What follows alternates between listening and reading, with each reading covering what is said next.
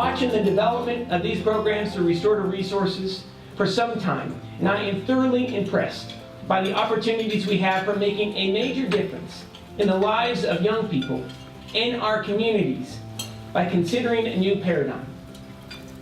And what I would hope is that consideration starts this morning.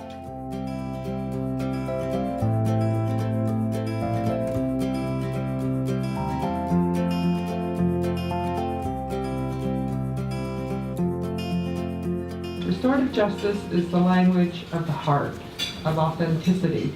On your tables, you got a circle guidelines, and these are the guidelines of how we do the work. We speak from the heart, listen from the heart, trust that you know what to say, and say just enough. So it makes no sense to us to push that person away from community, to further isolate and alienate them. We need to bring them closer, right? To remind them of their place and find accountability and justice through community, right? So that's where restorative justice was born.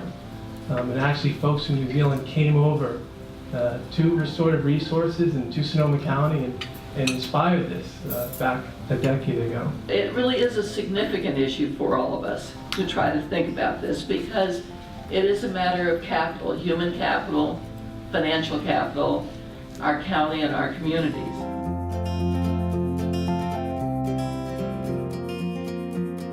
Sometimes I felt like I didn't know what to do with students, other than if you're not meeting our expectations for behavior, then you don't belong here anymore. And so we would expel or transfer to another site. And that didn't feel like we were really helping anybody, really meeting their needs. So I felt like a disciplinarian, but I didn't feel like a teacher. I feel like I talk more to Ms. Gannon now, because last year when I was here, I never talked to none of the staff members or any of them here now. But now that I feel like I could talk a lot more with them and share. The impact of restorative justice for Santa Rosa schools has been astounding. The most important factor in my mind is that we have had one suspended expulsion or expulsion hearing make it to the board in this school year. Last year there were 60 at this time. A year ago before that there were 120. If you deal with people that are between 18, 25, and you give them an opportunity to grow, to get cleaned up, to make amends with people that they've hurt, to reintegrate themselves with their family if they have one around, then you can bridge that gap between 18 and you can bridge that early adult gap and get to the point where people just kind of tend to stay out of trouble. They were able to help me to process with why I had done the things that I had done. And that was really helpful to think about the things instead of just pushing them away like I had over the years. It was this huge thing that happened to me that after the conference, Jesse, I don't know, I felt like somebody different.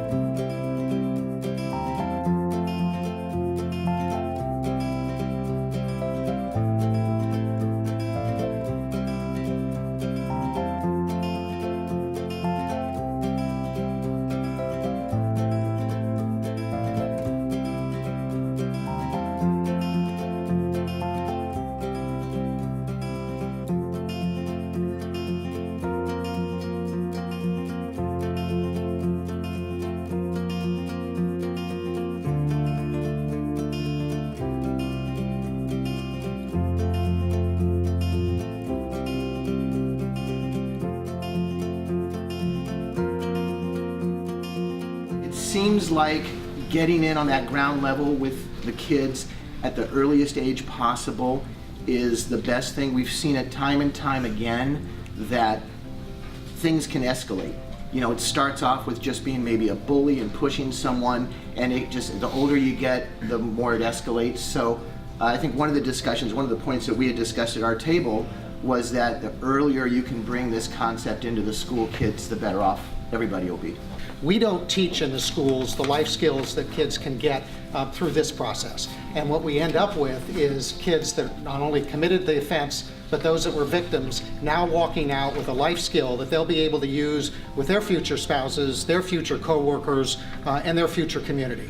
There was the one kid in the video that talked about now he can walk around and he sees a community. That's what we can build, and I think that's what a community-wide organization doing this can do. Kids who exhibit these risk factors don't realize necessarily, they don't have the skill sets or the understanding to be able to know that they have a positive choice in life. And so these circles provide them with an opportunity to see a different choice. I myself went through the Santa Rosa City Schools and was expelled. And so other people have had their own experiences where they had someone in their life who should have taken advantage of something like this, and it probably would have made a big difference. So it seems like we all have it up in the 30,000 feet level and then down at the ground too.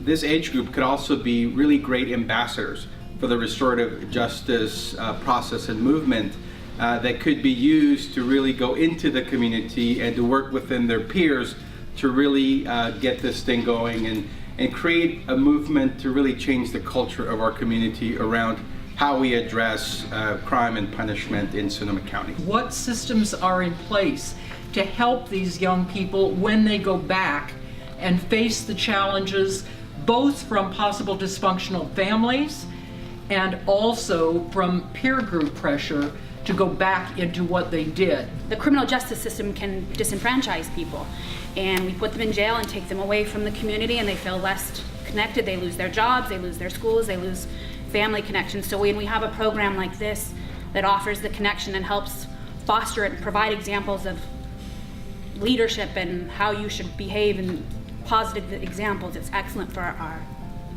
our kids and now our young adults. At juvenile, we look at that low population and we want to divert them from the system. We don't want them to enter the juvenile justice system. So we use programs such as Restorative Resources as that means to divert them, make them recommitted to their community, address victim needs, and hold them accountable for their behavior. One of the reasons that this works not just for youth but for young adults is that everyone who participates gets to heal. And when you talk about a community, you talk about healing a community. We acknowledge that the insurance companies have known that the developing brain isn't fully adult until the age of 25. That's why for decades you get a discount on your insurance when you turn 25.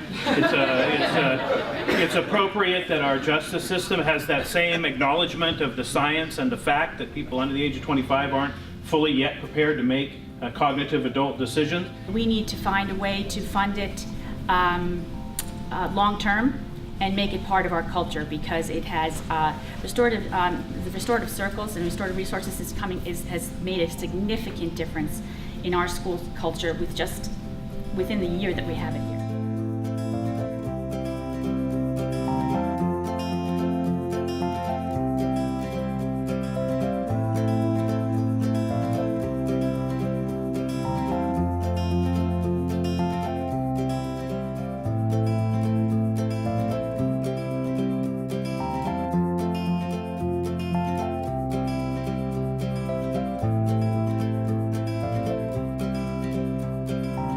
Thank you all for being here today. This is really important work that we're doing, and ask that we not walk out of here at the end of this conference and say, boy, that was really good, but that we walk out of here and say, we have a plan.